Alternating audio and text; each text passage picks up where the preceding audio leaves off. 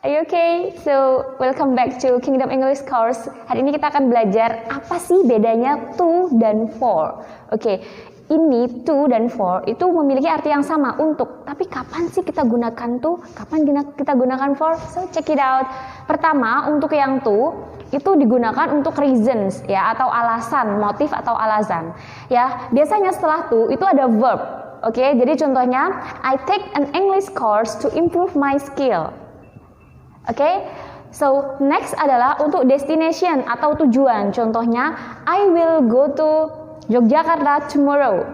Oke, to juga bisa digunakan untuk telling time atau menjelaskan keterangan waktu gitu ya. Example, it is a quarter to 11. Kayak gitu. Oke, kemudian to juga bisa digunakan untuk distance ya, atau jarak, atau bisa juga rentang waktu. Contohnya, it is about 10 miles from my house to the university. Example.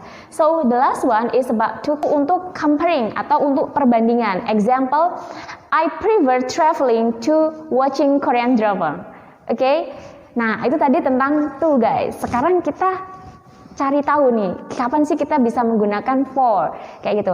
Nah, kalau for itu sama ya, fungsinya pertama adalah untuk reason ya, tapi setelah for itu noun.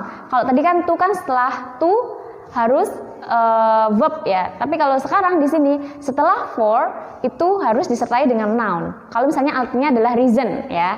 Jadi setelah for itu adalah noun, karena ini untuk kalau misalnya maksudnya adalah reason. Contohnya, let's go out for coffee. Oke. Kemudian kalau misalnya kita mau menggunakan for, itu bisa juga setelah for terus verb, itu bisa, akan tetapi harus ditambahi verb ing.